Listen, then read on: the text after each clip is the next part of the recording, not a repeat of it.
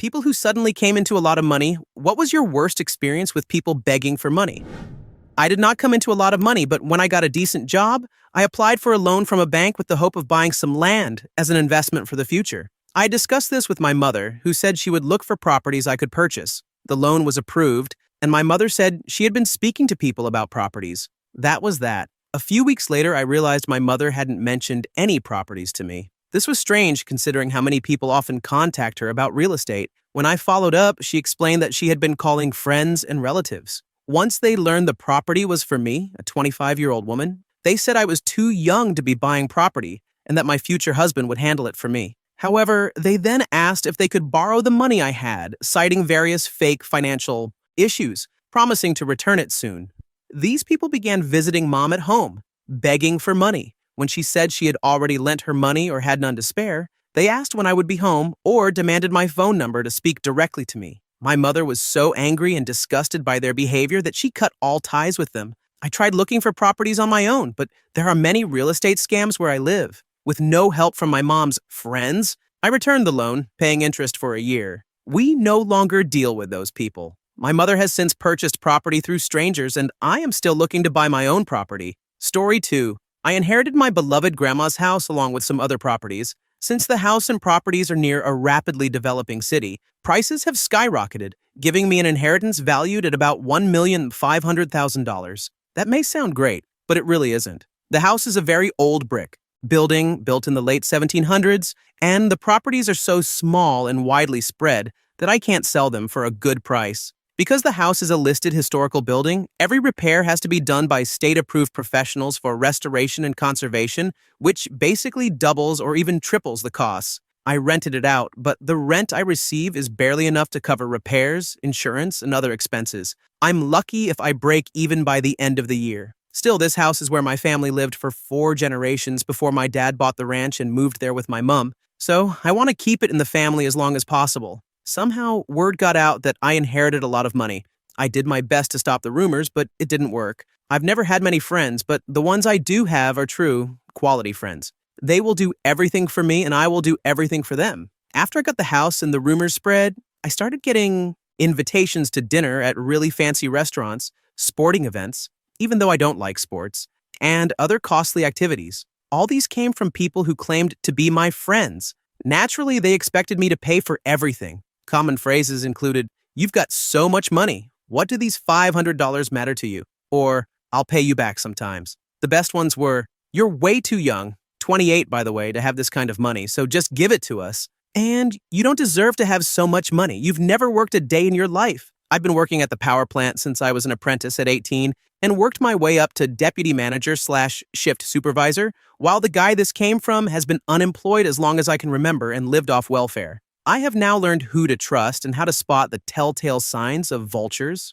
Story 3. My long-term ex received, over the course of a year, almost £60,000 in inheritance. His grandmother died and left each child and grandchild exactly £40,000, and then his mother passed away, leaving around £16,000 to £17,000 to him, and £2,000 to me and £50 to each grandchild, including my son. He didn't tell many people, but the ones he did tell were jerks. One asked him to pay off a drug debt of a few £1,000s. Another asked to borrow money to take his family on holiday, despite having an insanely well-paid job. The best one was someone asking him to put a deposit down on a house for them, promising to pay it back over 10 years. So he bought motorbike lessons and tests, then an actual motorbike, a newer Bandit, and a quad bike, a Raptor 660.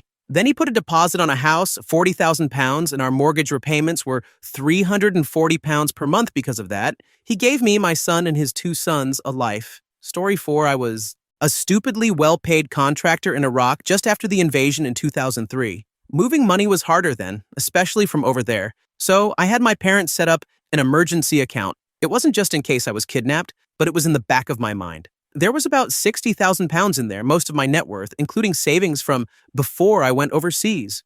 I didn't yet have the account details. My parents didn't want to send account numbers via email. After only a week, they asked to borrow some. My mom wasn't working and needed to pay for health insurance, not a problem. But there goes £10,000. Okay, I didn't say anything. A month later, she asked for a little because she needed to replace her car. I agreed. $3,000 to $4,000 for a decent used car wasn't a big deal. but my spidey sense was tingling. It turned out she spent $10,000 on a down payment for a new car. By the time I was able to arrange a transfer to a new account that they did not have access to, I was sweating. I wrote and asked them to move the other £40,000. I was very specific on that number. I gave them the transfer details. I waited. Nothing, for way too long. I called a bunch of times. They never picked up, and they always picked up. I told them when I was going to call, and I called when I knew they'd be home. Silence. This went on until I swore on the answering machine, and they picked up immediately, because how dare I use that language with them? They said they'd been busy, despite being retired/unemployed, and that they'd get to my thing when they get to it. They pretended not to hear me when I asked 3 times how much was left. She sounded nervous when she whispered, over 20, I think. They had set up this account less than 6 or 7 weeks before. I don't remember exactly what was said, but at one point my panicking mother tried to tell me that chunk of this last bit that they must have forgotten to ask for before was for health insurance. They had actually asked for it 6 weeks earlier. The deposit they finally made later that day was for $30,000. So they managed to replace a chunk of what they had outright taken from me in less than 24 hours. I ignored lots of emails asking for help making car payments on my mom's new car. We barely speak now. I figure it cost me £30,000 to buy my way out of my family. I would have paid double. Story 5, I had a family member in the 1990s who received a massive compensation payout, rumored to be around $500,000. He was a single, childless man in his 40s, still living with his parents. At the time, he could have bought 2 houses in the area where he lived. He already had some dodgy friends before the payout. He ended up selling his parents' car without their permission. They were very upset because he hadn't asked if it was okay, and the car had fancy number plates. He later bought them a brand new car. He met an S-worker who suddenly became his girlfriend. She asked him for money, including money for her father because he was sick or about to be evicted. His dodgy friends started coming around more often and bringing additional people with them, and they began doing more questionable things together. He blew through the money, buying cars, furniture, and who knows what else for his friends and girlfriend. Once the money ran out, after about 2 or 3 years, the girlfriend disappeared, the dodgy mates vanished, and he ended up back on welfare and living with his elderly parents. The extended family couldn't believe how he managed it. Story 6. A guy I grew up with came into a lot of money after his grandfather died. His father and aunt got more, and it filtered down to the grandkids. I'd moved away, so I hadn't seen or spoken to him much, but we caught up when I visited my parents. His friends started inviting him out for drinks, which he paid for himself, and meals. Again, he paid for his own, like he normally would. He didn't splash the cash and invested a good chunk of it. When we caught up, I asked him how things were, and he told me all of that, which I hadn't known.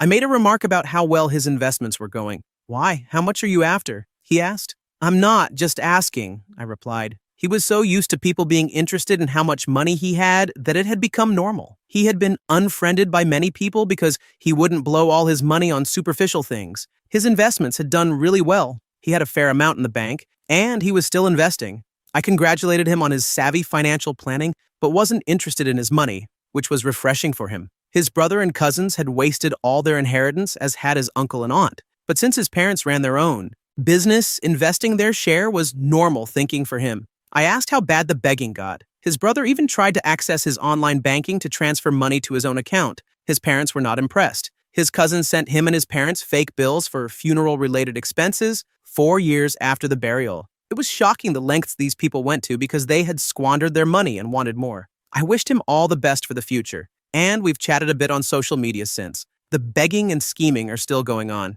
10 years later, his brother is now heavily in debt, but no one will bail him out, which he thinks is unfair. Story 7. I got front-ended in a car in 2016, and it messed me up pretty bad. My lawyer screwed up the case, and by the time it settled, the medical costs were paid, and the lawyers took most of it for being crap at their jobs. I had a high 5 figures in my bank account. My estranged mother just smelled that I had money somehow and started asking for loans and if I wanted to go on vacations with her and things. Seriously, no one in my family would ever talk to her or tell her I had cash. But she had some sort of sixth sense where she figured it out and suddenly wanted to reconnect with me. Frigging amazing. What sucks is I let her swindle me for a bit of it. She gambled with it and won $2,000 at a casino. But hey, she bought me lunch that day, so I guess my mother has technically gotten me something in the last 2 decades. Story 8. My mother died and I ended up being the 50-50 beneficiary, with the other half going to my stepfather. My stepfather mentioned that my mother had a lot of debts and asked if I'd be willing to help with some of them.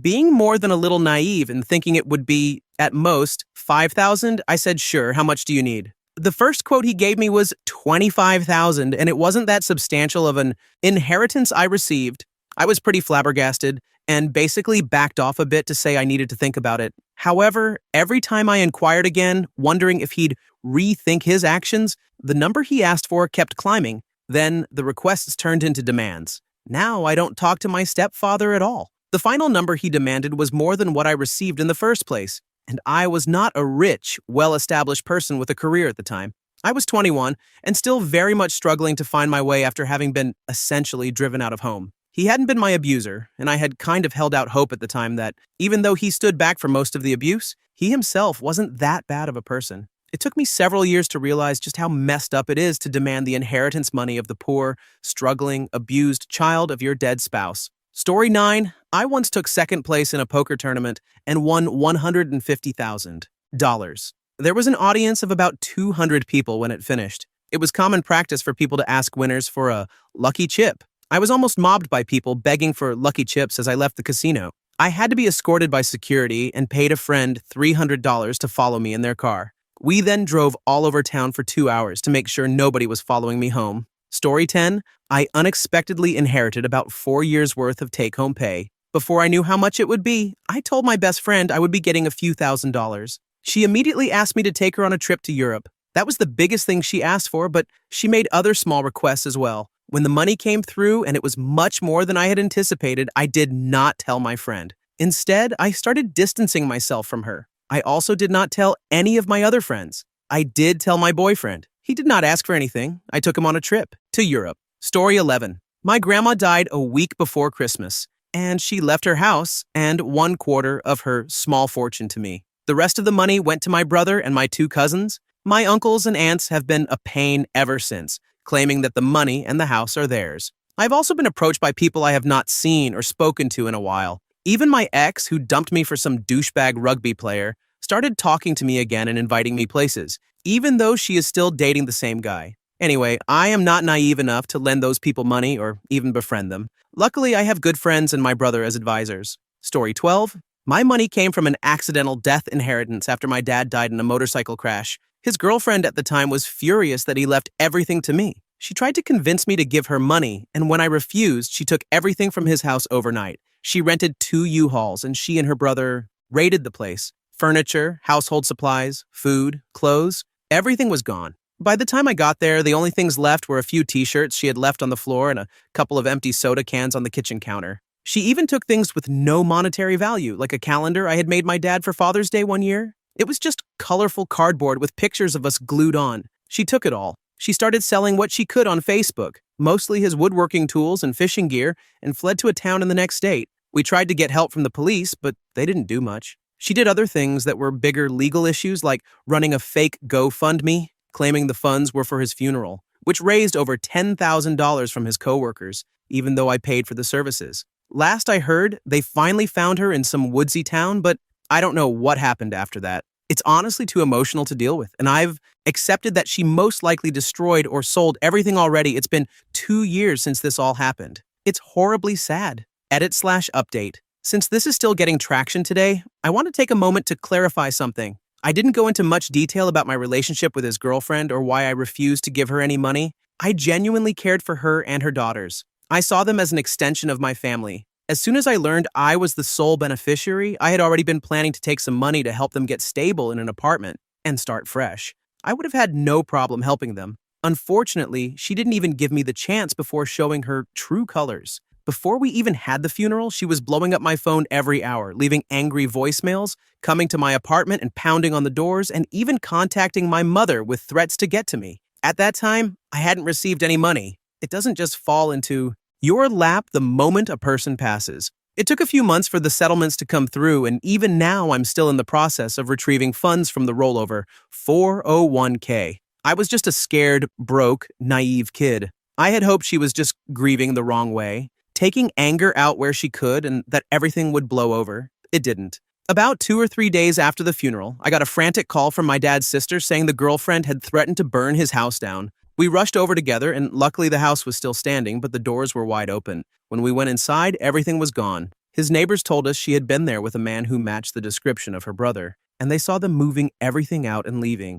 I wish they had called the police then. But since they knew her as my dad's girlfriend, they chose not to. My dad's wish was for me to be financially secure and safe, and he made sure of that, but I didn't just throw them to the wind and say, good luck. It was a traumatic and confusing situation, and if I could go back in time, I would do a lot of things differently, but I can't. As of now, I won't be responding to any more comments here unless it's extremely necessary. I woke up to 41 notifications from this thread, and while I appreciate the support and am reading the responses, I am just extremely overwhelmed by it all. Story 13. A few years out of college, my girlfriend and I were living in a large communal apartment with 5 other people, 2 bedrooms and 2 couches in the common area. I had just received a significant promotion at work, and the situation was far below my means. My girlfriend, however, was convinced that these were her people, and that they were all going to become great philosophy writers and poets by living together and sharing experiences. They were all unemployed or underemployed and tended to mooch, so I was very careful not to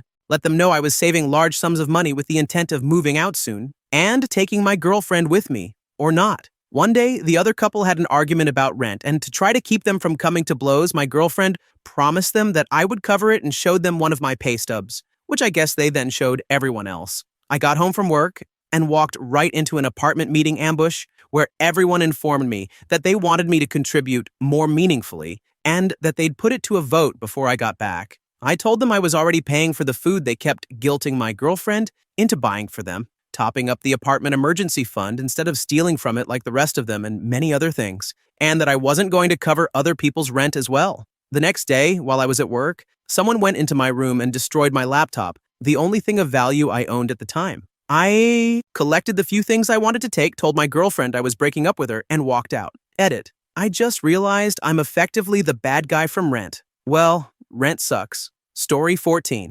My boyfriend found himself in a situation like that. He was living with 3 other people in an apartment, 1 couple and a single guy. The situation was bad from the start. The couple was addicted to who knows how many kinds of drugs, and 1 month they decided not to pay rent. The single guy, being petty as hell, decided that if they weren't paying, he wouldn't either. My boyfriend ended up covering all the rent that month, plus the utilities. He was making significantly more than them as a bartender, and I think they all resented him for it. He then went to management and had his lease moved to a 1-bedroom apartment in the same complex. He moved out when they weren't home, and it took his 3 roommates longer than usual to realize he was gone. Well, I'm pretty ended up getting evicted in the end, but I don't know for sure. Story 15, I can give an answer, although it's still developing. All throughout school, I was a bit of a loser, didn't do well in class, and never really cared. I used to go out all the time with my friends and hung out with them constantly. After school, I didn't do much other than waste time, until I met my wife and wanted to start being better for her. I did a 1-year software development course and then got a pretty terrible job,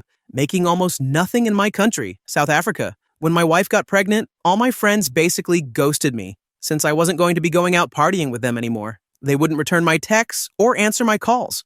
A few years down the line, I landed a very high-paying remote job, over $200,000 for a San Francisco-based company. The average salary for a software developer in South Africa is around $30,000 per year. My wife was very proud of me, I think, and posted a picture on Facebook of me standing next to my new car. Not 20 minutes after she posted it, I started getting messages from some of my old friends saying it had been a while, they wanted to catch up, and that they really missed me. There was one guy I always had a soft spot for, so I decided to have dinner with him and see how the last 4 years had treated him. We hadn't even ordered our food yet when he dropped a bomb. He said I owed him a lot of money for always being there for him, and that I would be selfish not to give him some, since I had so much. I quietly got up and left. I eventually changed my number and deactivated my social media accounts, but people still harass my wife and mother, trying to get money out of me. And this doesn't even touch the absolute chaos I had coming from my dad's side of the family, who are basically hillbillies. Story 16. When my grandmother died, her will stipulated that everything was to be split 3 ways: a third to my mother, a third to my uncle, and a third to be split evenly between my sister and me. My uncle wanted to sell my grandmother's house immediately to get more money out of it, but I wanted to keep it for sentimental reasons. My parents gave me a bit of money, and I used all my inheritance to buy out my uncle's share of the house. I paid my parents back over the next few years, and the property became much more valuable. Over the following 10 years, while I lived in the house, property values in my city exploded. The house I bought was in a very desirable neighborhood and was worth well over double what I paid for it. When I paid out my uncle's share, the estimated value was around $300,000. Last year, the neighbor's house, almost identical, sold for $945,000. Needless to say, my uncle has said multiple times that when I sell the house, he is legally entitled to more money. That is BS. He is not getting another penny from me. I plan to live here for many more years. He will be long dead by the time I sell. Story 17. A friend of mine lost both parents within about 4 months. They were pretty old, so it wasn't completely unexpected, but it was still really hard for her. When the first parent died, I went to the funeral to offer support. It was a small affair, just a few dozen people, mostly friends rather than family. And that's when I found out that my friend's parents had been in minimal contact with their families, as neither side approved of the marriage. Then the second parent died 4 months later, and I went to the funeral again. This time, there were well over 100 people. Suddenly, every aunt, uncle, nephew, and niece seemed to show up. After the funeral, I was waiting in the reception area before my friend and her brother came out to thank everyone, and I overheard multiple people talking about how much they were hoping to get from the inheritance. My friend's parents hadn't left a will, so the entire inheritance would automatically be split 50-50 between her and her brother. I didn't witness the drama firsthand, but I heard stories from her later. A few people were decent about it, but most of the family were absolutely horrid. They tried to suck up at first, and when that didn't work, they got angry. One aunt even apparently threatened to not let my friend see her nephew, even though she had seen that nephew maybe twice in 10 years. Story 18. When I was around 10, I won $100 on a Nevada pull-tab ticket at the local country fair. It was held in a curling rink where vendors sold handmade crafts. When I cashed it, a lady selling knitted teapot cozies asked, "Oh, where are you going to spend all that?" Then she asked me to spend $15 on one of her cozies. I told her thanks, but I was going to save it for a video game console, the original Nintendo. She then called me a frigging selfish little A and said her teapot cozy was much more valuable than a stupid video game. I was so nervous that I just bought one. I gave it to my mom, and she thought it was the most wonderful gesture. It turned out that lady was right. The love I got from that cozy was much more valuable because my mom paid the difference for the Nintendo the next week. Story 19. Before the recession hit, my dad had a pretty lucrative small business, and we lived comfortable middle-class lives. He would often lend his family money since most of his sisters hadn't amounted to much. They would never pay him back and often hassled him for more, knowing he was well off. After the recession hit, we took a big dive. We were still able to live okay, but had to sell a lot. No longer had insurance and basically lived paycheck to paycheck while my dad worked 7 days a week to make ends meet. After all he'd done over the years, not one of them would help when we needed it. One of my uncles, who was even wealthier running a car dealership,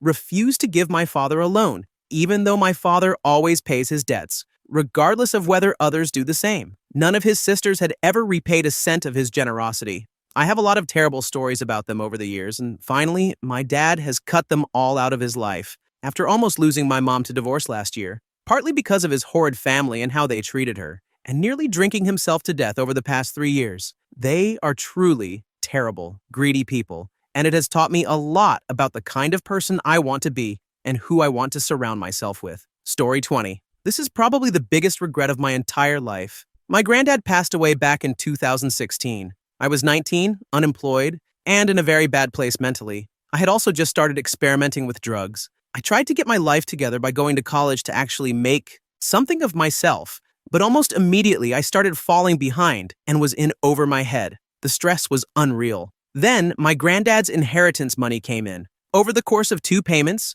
one in late 2016 and the other in early 2017, I received around £12,000. I should not have been left with that money in my mental state. By the time the Christmas holidays were over, I had dropped out and was essentially living off my inheritance and my college bursary, around £800 a month, which kept coming even though I had left. With all the money I had, the mental state I was in, and the friends I was hanging out with, I spiraled into a drug binge that lasted well over a year. As soon as I told my friends I had all this money, it started small. £10 here, £10 there. I didn't mind, but then as I delved deeper into trying more drugs and became a heavy user, I discovered my best friends had actually been using drugs. I didn't use it myself. I was still scared of it. But if my friends were dabbling, then it surely couldn't be that bad, right? They were just experimenting. Well, that spiraled quickly. My friends became full-blown junkies, constantly asking for money to stave off withdrawals.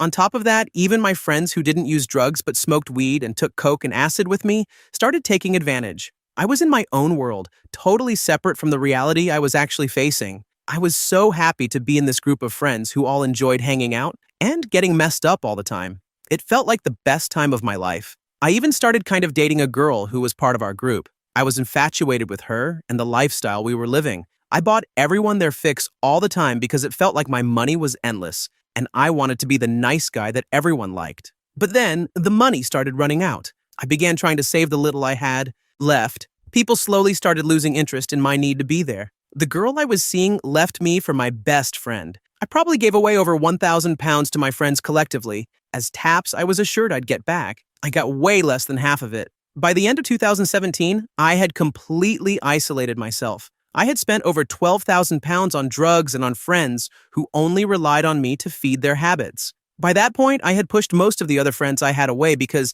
they didn't like seeing how I'd become. It was honestly the worst time of my entire life. Looking back, it gives me a profound sense of heartbreak, knowing I put myself and my family through all that. But good news, it's 2020, and I'm doing a lot better mentally and physically. I don't take drugs anymore, not even weed. I have a girlfriend I've been with for about a year and a half. I've got a stable job. I still have bad days when getting out of bed feels impossible, but I do it, and I still manage to get to work on time. I still have a ways to go with being better with my money and not spending nights out in town until 3 a.m., but progress is progress, right? Story 21. My significant other recently won a lawsuit and received a huge sum of money. My family found out, but they never asked him for anything. His friends, however, kept inviting him out and asking him to pay, sometimes even requesting to borrow thousands. He bought a house, and these friends would pressure him to dump me so they could move in and live the bachelor life. Eventually, he cut them off, because after letting them borrow some money, they would block his number once they got it,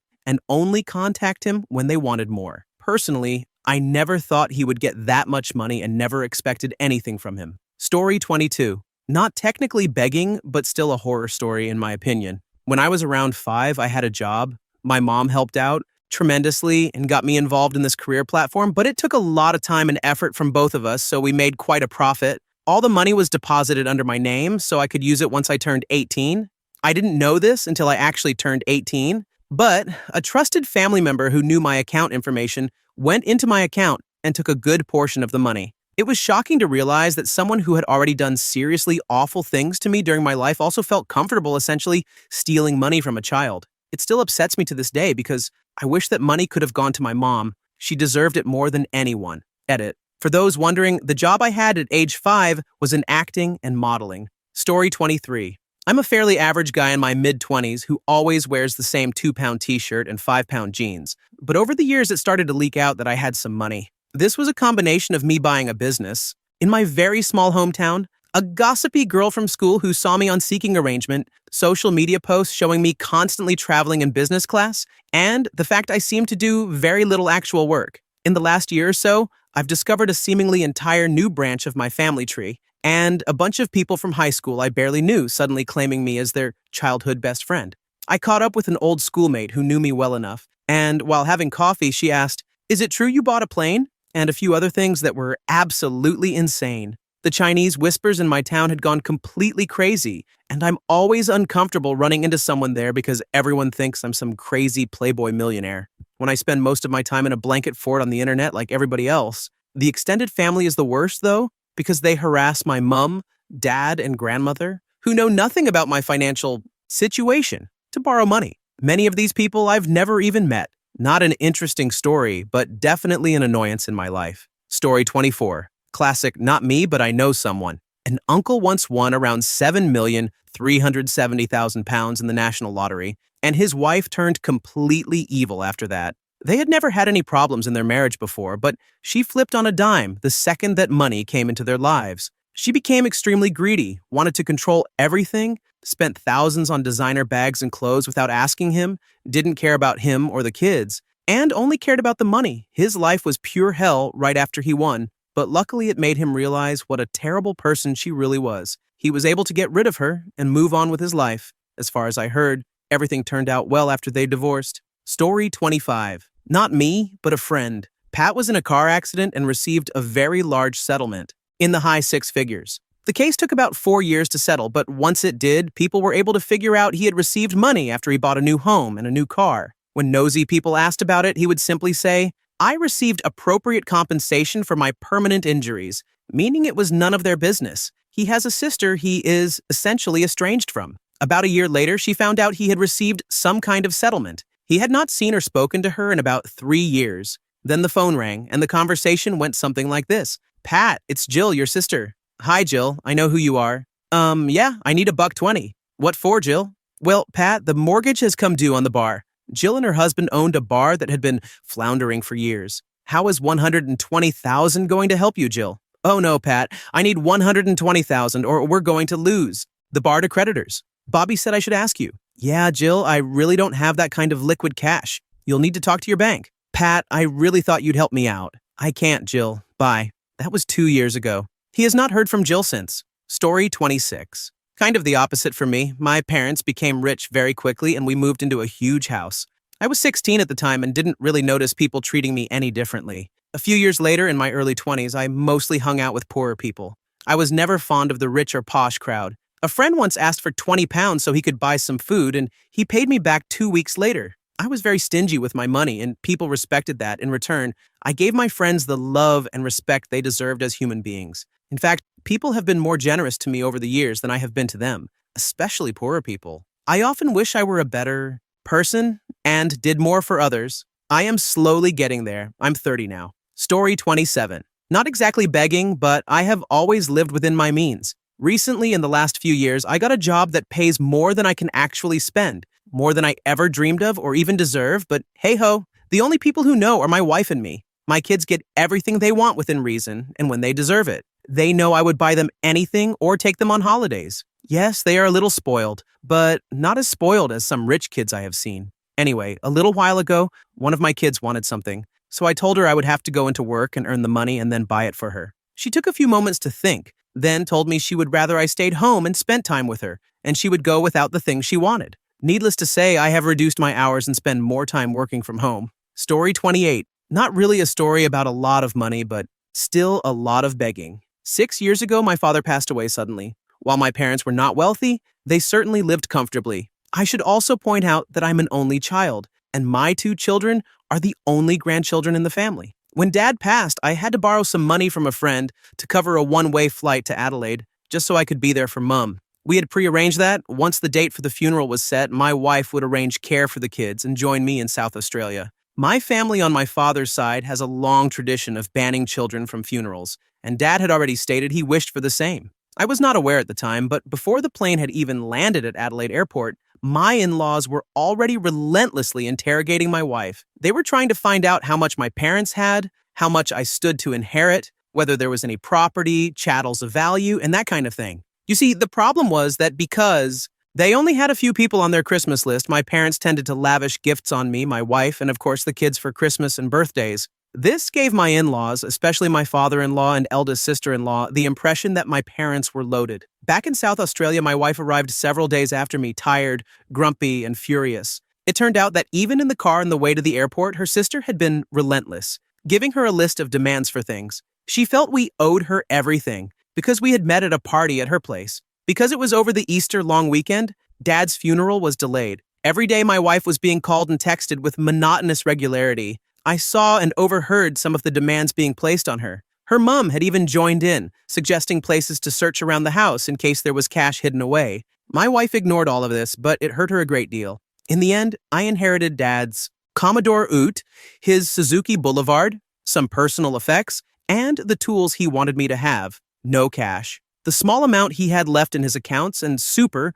went toward his funeral costs, with the remainder going to Mum. I was happy with the outcome as much as I could be, given that I had lost my dad and all. When we got back, my in-laws were on my case for over a year. They refused to believe there was no giant amount of cash. My sister-in-law took to showing my wife horrific pictures of motorcycle crashes at almost every family gathering, hoping she would convince me to sell the bike. She also accidentally reversed her husband's Prado into the Commodore. I still interact with them, under sufferance. Thankfully, this behavior, along with the plethora of other narcissistic traits they exhibit, has finally sunk in, and my wife has realized they are never going to change. Story 29. Not necessarily a lot of money, but it was a good amount. A situation occurred when the money my dad and mom were going to invest in buying property in the Caribbean didn't happen due to her cheating and everything. Anyway, some family became aware of the money, and my dad, being the generous man he was, gave in to their demands. Family he hadn't spoken to for years started asking for phones, clothes, and other things.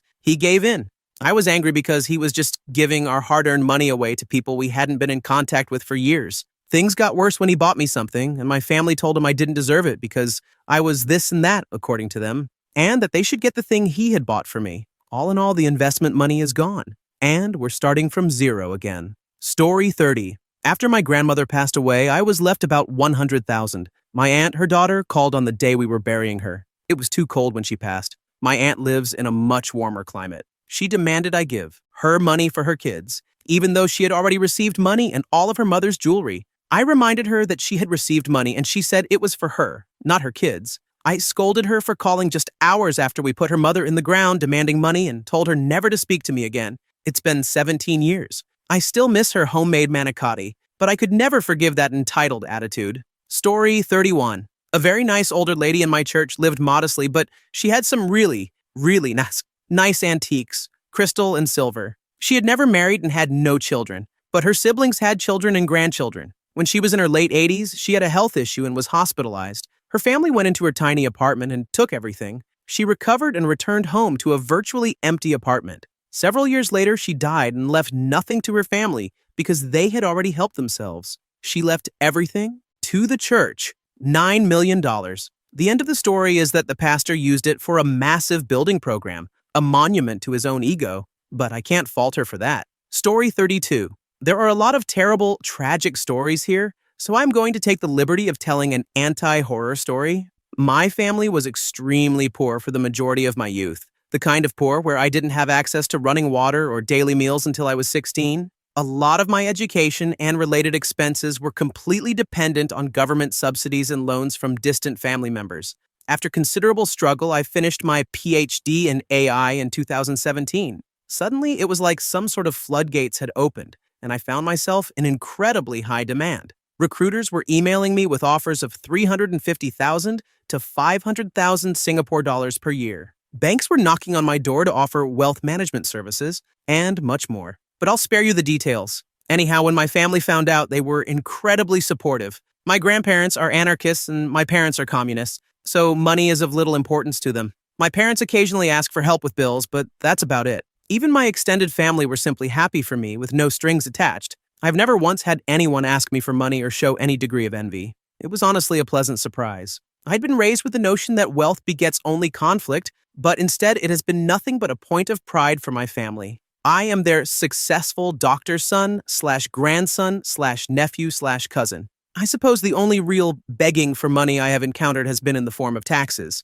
My tax rate has gone up from approximately 2% to approximately 22% due to my elevated income bracket. Story 33. Two of my buddies, two brothers, went through a series of really terrible events. First, their father died when they were 14 and 16.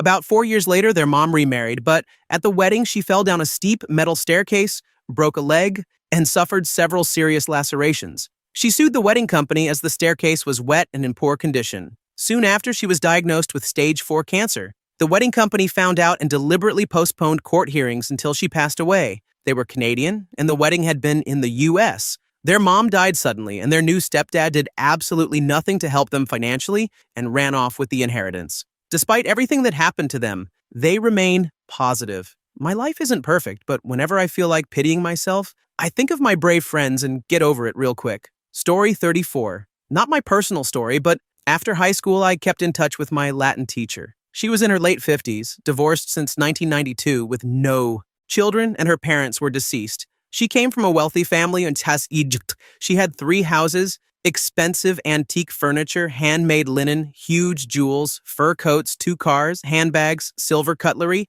and a substantial amount of money in bank accounts and investments. She had 3 cousins, aged 40 to 65, who basically abandoned her after her divorce. She had a long-term relationship with a man.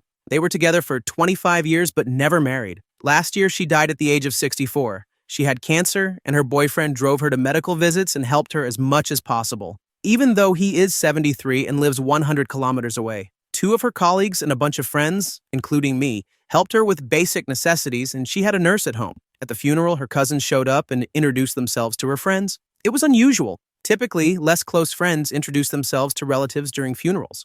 Just after the funeral, as soon as the grave was closed, her cousins wanted to see her possessions. Her boyfriend agreed. They opened the safe in her house, and the cousins asked for some jewels, just to remember our beloved cousin and in anticipation of her will. Fast forward, 12 hours later, the will was read by a notary. They received only a house. No jewels, no movable goods. They had to return the jewels. Where were the jewels? They had taken them to a pawn shop, and I drove the boyfriend to retrieve them. The headmaster of the school where she worked kept asking her boyfriend for money to remember her with school initiatives. The same headmaster who had previously mobbed her. Colleagues begged for her scarves, shoes, old rare books, fur coats, and handbags.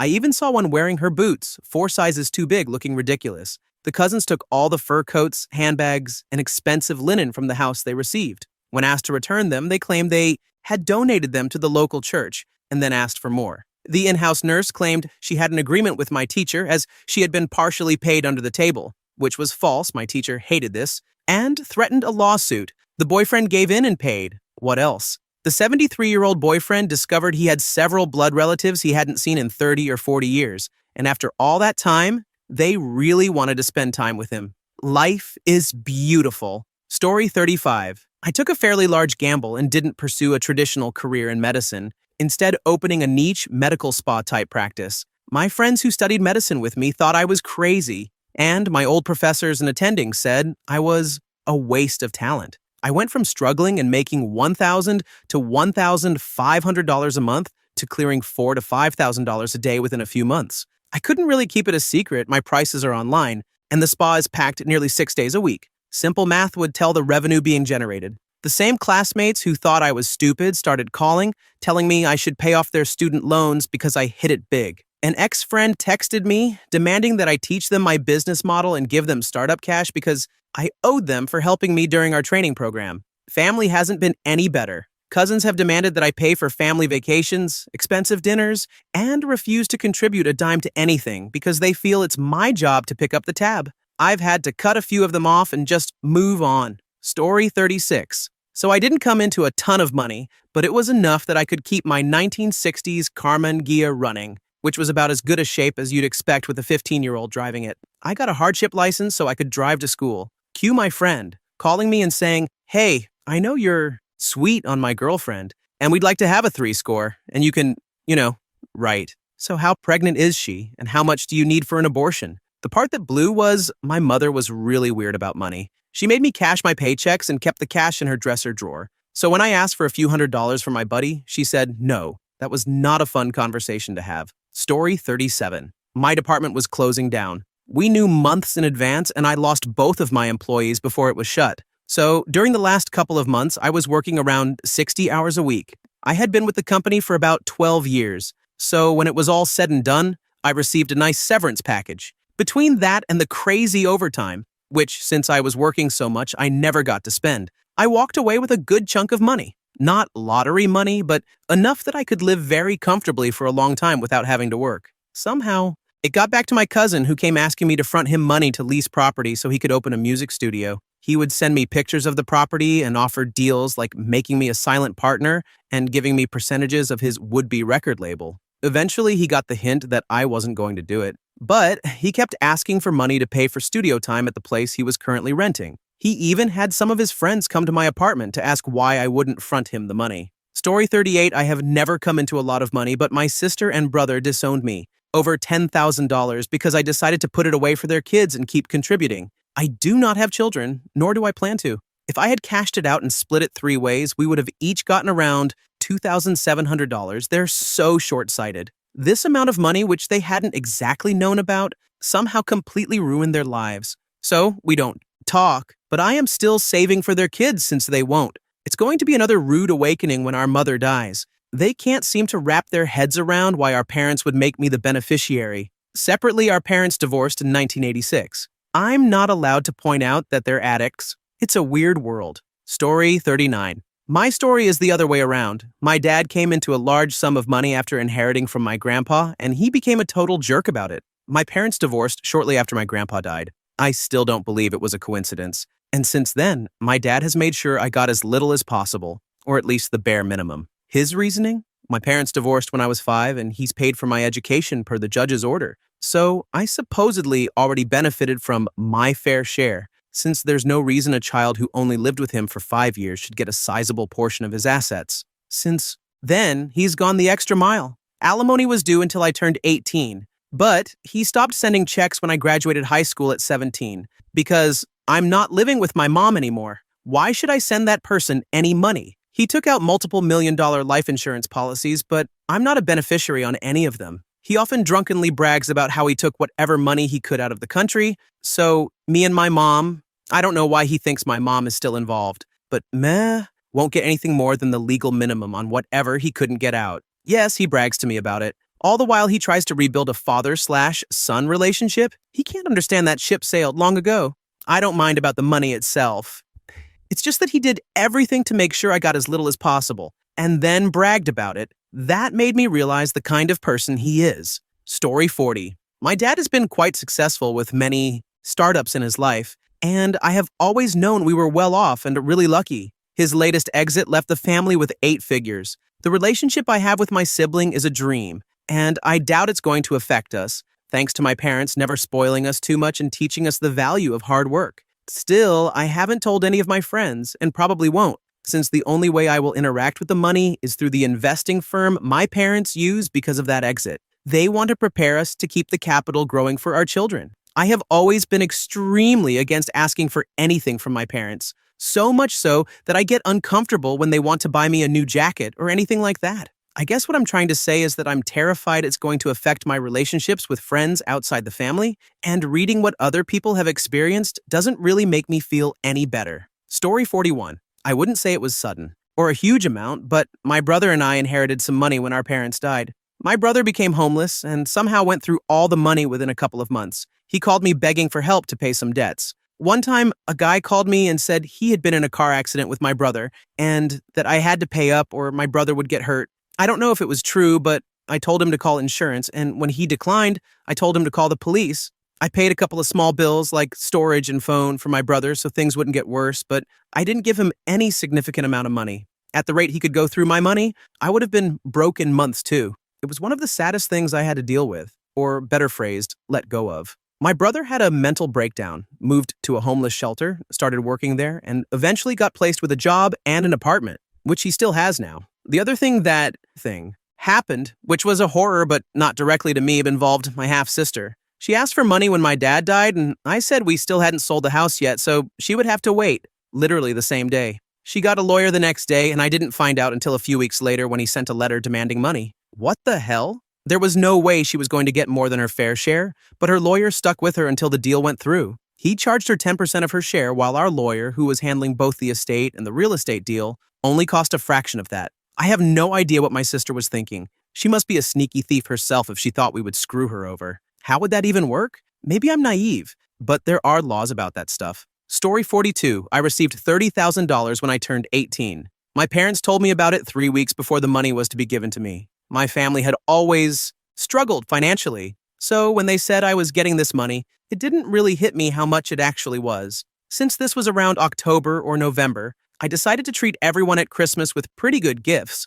more than one for each person. Christmas morning was filled with comments like, "Mr. Moneybags must be trying to save it," or, "Oh, I was expecting something else." I tried to forget about it and enjoy the rest of Christmas, but the entirety of the holidays was filled with salty comments for some reason. Once the holidays were over and things calmed down, my brother came to me for a loan to buy a new vehicle and get his business going. This business was something we had both talked about doing together, so this vehicle would have benefited me as well. I gave him $7,000 with the agreement that I would be paid back. 11 years on, the business idea fizzled quickly, and I've seen none of the money. My parents were in the middle of breaking up due to my dad's cheating, but my brothers and I never knew anything about it. My dad came to me during the year, explained that he and my mom were separating, and asked for some cash to get on his feet. Another $8,000 or so that I've never seen back, and my mom told me a week later what he had done. The rest pretty much vanished, because it was on me to make sure my mom could still pay her bills. She got pretty sick after that, so I used the remaining money on her bills.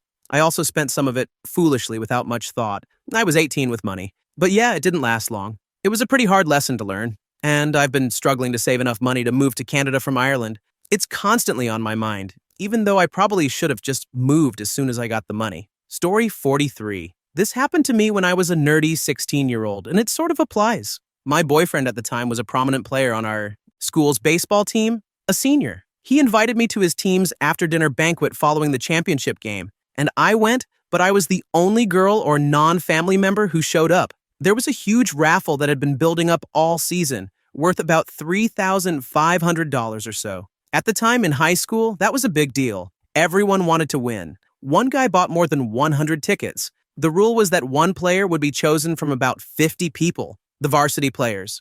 On a side note, my boyfriend, now ex, never had a lot of money to blow, so he only bought a pack of 3 tickets a few days before the event. Even though I knew secretly it was all he had talked about for like a week beforehand, he wasn't oddly excited. He just wondered who would win, how much it would be worth, and how he could use it to get a car, etc. The banquet began at a small, casual restaurant. Before the food could arrive, the players insisted that the raffle get started. The coach, a good-natured, seasoned fellow, obliged but said he couldn't draw because his son was on the team. They brought out a 10-gallon tank filled with notes containing tickets. But then the assistant coach went to draw, and some guys started complaining that they needed someone not on the team to draw the winner. The assistant coach could be biased too. Long story short, they wouldn't accept anyone drawing the ticket. But with the intense focus and seriousness of true sportsmanship, the group finally singled me out as the only person who could not possibly cheat in any way. They wouldn't even trust a waiter. A waiter could be influenced with tipping, but not me. Like I said, these people really wanted that prize, and they were taking it very seriously. So I just shrugged and agreed. I was seized upon before I was allowed to do anything. 2 of the players checked me for any possible fake tickets, while the others demanded that I spend a good 30 seconds rifling my hand around in the bucket I couldn't see because about 5 guys were making sure my eyes were covered, and it was behind me. Finally, I grabbed a random scrap. No, it just felt like, yes, this is the one. And with my eyes still covered and literally everyone watching, I swear I didn't cheat. The coach snatched it up, microphone in hand, and in such unexpected disbelief, he didn't immediately read out my boyfriend's name. When everyone heard it and saw that the ticket was real, chaos erupted. Baseball players all stood up, started arguing and calling each other out, some demanding a redraw, others insisting that fair is fair. Above it all, my boyfriend started yelling at someone to defend me and his rightful winnings, and the coach never regained control. Yes, my boyfriend ended up leaving with the money, but we literally forgot our food and bolted to the car before anyone could mess with us further. He was both flustered from arguing and thrilled at winning, and the banquet had to be cut way short. Story 44. My ex was going to inherit her grandma's flat. It was already in her name and everything. Grandma's sister and her husband did not know about this. The sister was working at the hospital at the time and always got free adult diapers for my ex's grandma, since she couldn't walk on her own. After finding out they were not included in the will to own the flat, literally no more than an hour later, we got a call from them saying they could no longer provide the diapers because of some hospital policy changes. Yeah, right. Also, once Grandma passed away, my ex had to organize the funeral entirely on her own. The relatives did not help with anything. A month later, a relative's daughter asked for a free stay in the flat while she was at university. As far as I remember, she didn't even want to pay the water or electricity bills. My ex offered at least half of the market rent, but that apparently wasn't acceptable. Story 45. Hell, we didn't even come into money. My wife and I were just sitting around the table, chatting with the in-laws and talking about what we would do if we won one of the big lotteries. Another family member overheard only part of the conversation, and over the course of the next month or so, I had people bump into me at school or come by the house. We rented the basement suite from the in-laws to share their woes or outright beg for money. These weren't close family members. They were practically strangers to me, people who had come to our wedding a few years earlier and hadn't left much of an impression. So it was like I was being introduced to them for the first time again. The kicker was that we had no money. Between rent, school, and 2 vehicles that struggled to run, we were beyond broke, while the people begging were generally better off than we were. We basically learned that we would have to be extremely careful if we ever came into a significant amount of money.